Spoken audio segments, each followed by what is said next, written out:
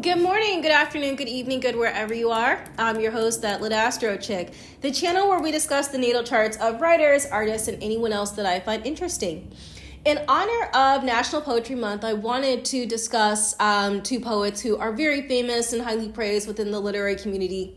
I would say that they had a relationship that was very similar to Jay-Z and Beyonce, to Brad and Angelina, to Jennifer and Brad, to like any power couple that you would think of. These are a pair that are like the old school power couple, and also my favorite novelist, which is Sylvia Plath. She is most known for her novel that was published posthumously, The Bell Jar, which was about a woman's struggle with her mental health as well as with her place in the world. It's like the female Catcher in the Rye. It's cray, it's transgressive, it's creepy. It's all of the things that I love that hit every single one of my preferences when it comes to a book. And then you have Ted Hughes, a British poet. I've not read that much of his work, to be honest. He was highly praised when he was alive. After their death, Sylvia became the one that we now more know about. And the reason for that is because of the way that she died. Ted Hughes, I think, is a very good poet, but he's not the one that a lot of people tend to think about. And also when Sylvia, I'm not sure if I can say the word, when she unalived herself, unfortunately. A lot of people assume that it was Ted's fault because they had a very tumultuous marriage, and it was also a marriage that put a lot of stress on her. Now that I have both of their natal charts pulled up, I would actually say that Sylvia was most likely going to get that right, get the ending that she gave herself. She was going to get that right at some point. So without further ado, let's go ahead and discuss their Synastry together, because I wanted to know exactly what happened. I had a lot of ideas behind it, and I wasn't sure if it was because maybe I'm a little bit cray-cray and I understood her actions. One example I could think of is when I had taken like my first creative writing class, and the professor had discussed how this one time, because they were married, Ted just decided to go out and not come home. Turns out he was cheating again. Sylvia responded by trashing his office. And my classmates, one of them who's a guy, said that she had no right to destroy his work because there was a lot of work going back and forth between the two of them that had gotten destroyed. And I had said, what do you expect if you cheat on somebody? Do you really think that I'm just going to be super mature and try to think like high and above and mighty about it? Well, no. Like, you hurt me, so I'm going to hurt you back. And I think she had every right to trash that office after he cheated. But that's just me. That's also probably why I'm single. But let's go ahead and let's take a look at their charts. Okay, so Sylvia Plath was born on October 27th, 1932 at 2:10 p.m. in Boston, Massachusetts. Ted Hughes was born on August 17th, 1930 at 1:12 a.m. And I'm gonna mess this up. Methemeroid, England, United Kingdom. Now, the story with them goes is that Sylvia met Ted while she was studying in Cambridge. She saw him in a class, and she thought he was fine. And then she saw him at a dance, and she was so desperate to dance with him. Oh, it was so wonderful. It was so great. She kissed him on the dance floor. You know, back in the day, that was scandalous. And then she bit him on his cheek, drawing blood.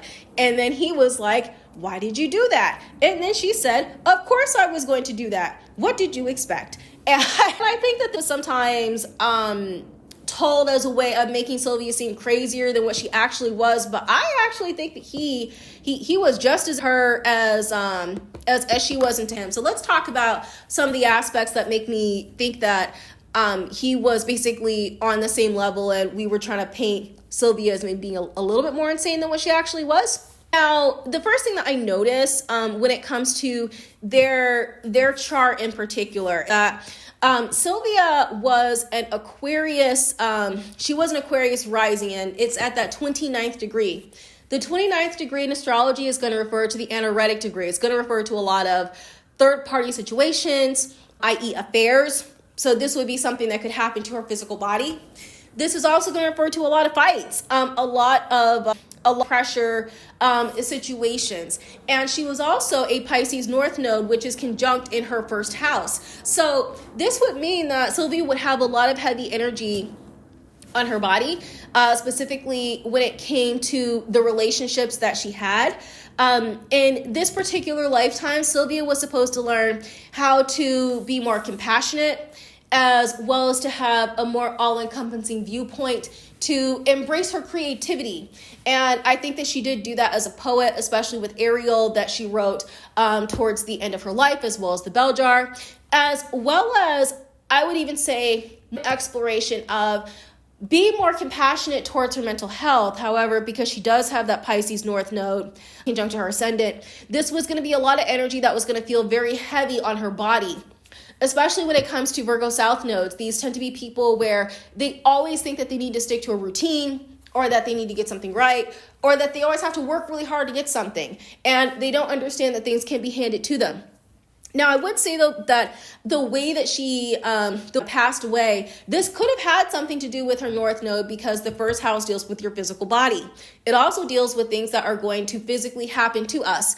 And a Pisces, when it's in its lower octaves, unfortunately, because it deals with all of those Neptunian 12th house matters, this is going to deal more with a self-undoing of sorts. It's the reason as to why Pisces is one of the signs that will tend to represent a death that is going to be inconclusive, or that could be done at the other person's hand. So that was one thing that I did notice. So her being an Aquarius ascendant, which would mean that Leo would be on her descendant, and Ted's sun is at that 23rd degree of Leo, which would put his sun right into her descendant. So Sylvia did see Ted very much as being the apple of her eye.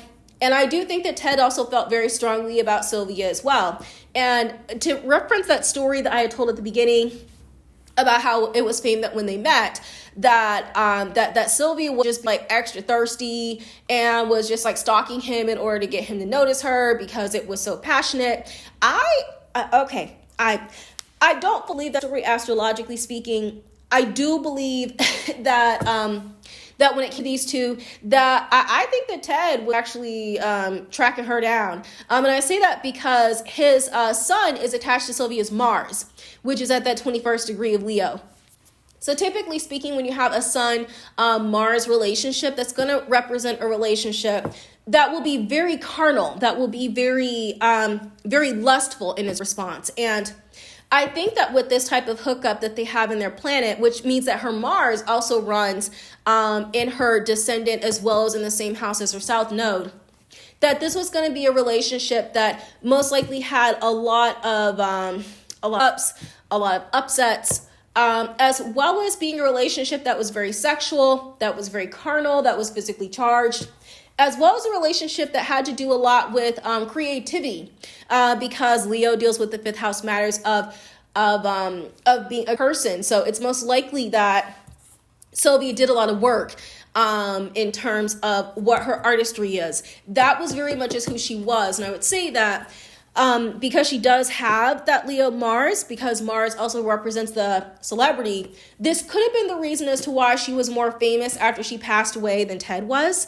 And I say that because Ted's Mars is at the 22nd degree of Gemini. Oh, okay. So the 22nd degree, the control or be controlled degree in astrology, and Mars in Gemini is someone who is going to be very flexible. I mean, very flexible in terms of what their sexual desires are going to be. This is going to be somebody where they most likely started having sex at a very early age. And then when it came to what they did later on in adulthood, that desire for flexibility was very much steeped into who he was. So he probably was somebody who he had a lot of affairs, probably had a lot of what we now call friends with benefits. He also could have been somebody where he would have been more focused on getting his way, and then also going after people who are in close proximity to each other. I do believe that when it came to Ted, he left Sylvia for another writer, and her name was Asia, and that was around the time when Sylvia decided to end it for her because he left her. And then Ted was with Asia, and then once he decided that was over, Asia had the same fate as Sylvia, except she also unalived the child that they had together. Ted sure did not know how to pick him. He didn't know how to pick him because he wasn't supposed to. He most likely didn't know that. He also could have been very cruel to Sylvia because his Mercury and his Mars, those two square. So he was most likely very harsh with his words. And this could be a square. It could have also represented where that was the reason as to why he was such a prolific writer. But another reason as to why I say that he was not supposed to actually be picking them anyway, it was because his North Node is in 8 at 26 degree.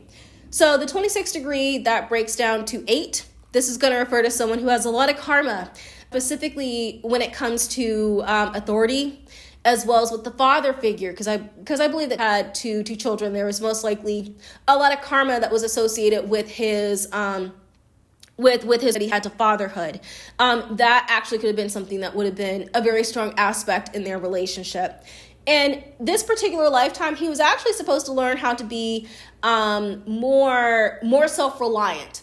He was supposed to learn how to do things in a way that was going to be beneficial to him. He was not supposed to be a family man this time. However, as a Libra South Node, that would have felt very familiar to him. So I could see how for him, it would have been something where it was more like I like her. She can quote, okay, I don't think the Frost was actually on and popping then. She could quote Keats. She could quote Shakespeare. She can read Dante.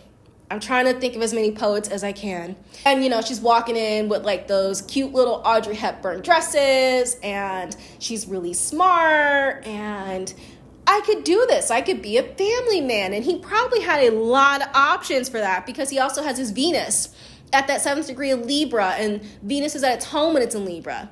However, when it came to his choices, he was always going to choose himself. I mean, like, are we surprised? He was a man. He was also a Leo man.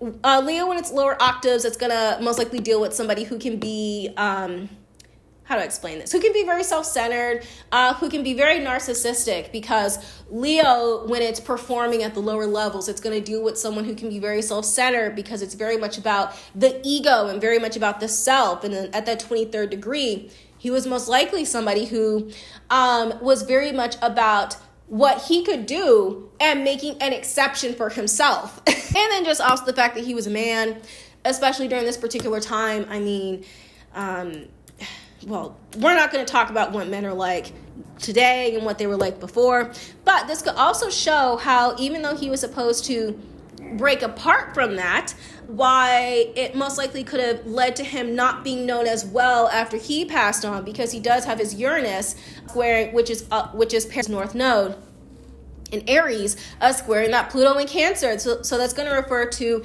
him leaving relationships to break out and be on his own, but then also losing a lot of support in that process. I know that around the time when passed away, people all but villainized Ted and said that, him leaving her was the reason as to why she passed away. And there's also the fact that his Chiron and Moon are conjunct in Taurus. So Taurus is actually in its home when it's in the Moon, because it's going to refer to a mother who could be very structured, who could be very comforting, who could be all about security, but somebody who could also be very superficial.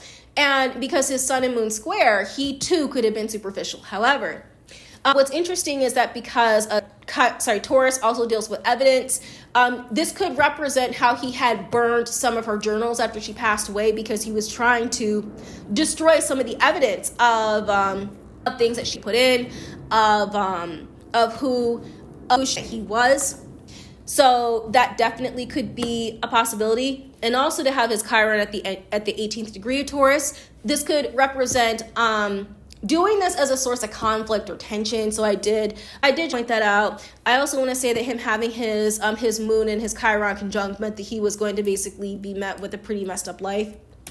Another interesting aspect that I would say that when it comes to their particular charts is Sylvia's Uranus squares its Pluto. This could refer to the support that he didn't get. So this was the relationship breaking up and then changing the way that people viewed him.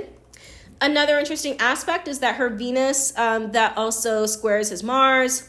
So her Venus in Virgo, that is actually running parallel to her South Node. So I would say, honestly, I wish she had married him. I get why she married him. I wish she had not of, because when you have a sign that's running either that's conjunctors running parallel to your South Node, this is going to refer to areas in which you're going to experience a lack or a lot of tragedy in it, because it's not going to be available in your life, and that's because you're going to have a bit of a void. And Venus is also debilitated when it's in Virgo. So I would say that even though I do believe that Ted really loved her, and there was a lot of sexual on both of their parts. There was a desire for expansion and creativity on their parts. I do also see how this marriage, it did her undoing, but I honestly don't know if she would have had a different ending. Interesting aspect is that Sylvia's Mercury squares Ted's Sun. This could also point to how maybe there are things that she could have said that could have maybe hurt him or hurt his ego. I know that like Mercury is known to either be dignified or exalted in Virgo. However, I would actually say that a Scorpio is like one of the best Mercuries, because it's going to refer to somebody who's going to be extremely well-read, like very well-read. And I do believe that there were most likely some words or things that she did that could have hurt him, that could have been as being high-key hateful, as that is unfortunately one of the Scorpio. I do wonder if this had something to do with why she trashed his office when he went out and cheated. I still feel like she had every right to do that, and there's no way that I'm not going to say that at this point. In addition to that, her Mercury also squares his midheaven, which is an Aquarius, which to me is going to show that he was going to have a lot of very drastic changes in terms of how he saw him, how other people saw him. This also could have made him somebody who could have been maybe a little bit more hidden in terms of his motives when it came to like the relationships that he had, or maybe he thought of himself more highly than he should have, because the Sun in the fourth is going to refer to somebody who has had a very strong bond with their father, or identifying with their father, because the Sun represents the father. So there is definitely a possibility for that. Another interesting aspect is that her, which is in Libra, those square both of Ted's Jupiter as well as his Saturn, and those are actually opposing signs. So Moon square Jupiter, I think that this represents why Ted could have moved out of the house, why he could have gone on to find Asya, which was the lady that he was with after her. I could also see how, and individually in Ted's charts, for him to have his Jupiter and Saturn in opposition, this would have made him very moody, very difficult to be around. So I did just want to point that out individually with his charts, but also the fact that her moon squares his Saturn, he may have felt like the home wasn't what he needed in order to expand and in order to grow and blah, blah, blah. Also come to a house that just had a lot of like discord, a lot of harsh arguments, a lot of really big and expansive emotions that were going to go to it. This was going to be a house that had a lot of ups and downs. It could also refer to a house that had a lot of drastic changes in terms of their income. And I say that because his Jupiter and his Saturn, those also both square his Uranus and Aries. So that's also another interesting aspect. I honestly think that it was just very difficult for these two to live together. I think that there was a lot of love between them. I think that the marriage also had something to do with her undoing, but I'm also, I'm unfortunately afraid that that this was unfortunately an ending that she was headed to in order to fulfill that nodal dad. And I'm not trying to apply any type to this. I'm just saying that this is one of the possibilities of what could happen. On one of the more positive aspects of their synastry together, Sylvia's Mercury, it trines with Ted Pluto. So she could have been a very supportive force for him. Her Jupiter also trines his as well as his Chiron, so she could have provided him with that stability that he really did need in his life. Or, she could have at least tried, especially because she would have been more used to embracing a routine, especially being a Virgo South node, and that actually could have been helpful to him, even if he could have maybe found her a little bit stubborn because it is conjunct to that South node. So that is also, I think, a very positive aspect. Sylvia's sun trines with his with Ted's ascendant. So this could refer how they met together. I do believe they either met at Cambridge or Oxford. I want to say it was Oxford. And this also could refer to where they could have had a lot of things in common that drew them together initially. And another interesting aspect is that Virgo Jupiter, it also is to Ted's Mercury's. I do see those as being very positive aspects in terms of who they were supposed to be, how they most likely had a lot of conversation, especially around what they wrote about. And that is, for the most part, what we remember them for. I'm just going over some of the more scandalous. I'm a very scandalous person. I just like to write about scandalous things.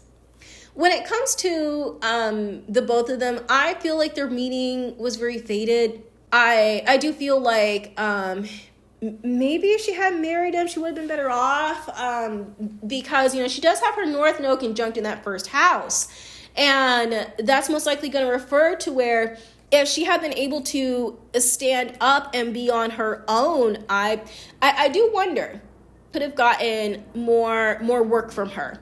She would have been, I don't know, somebody who most would have had more of the world. I genuinely don't know. And then when it comes to Ted's North Node, look, Ted was a Tatiana. Ted was not supposed to be a family man.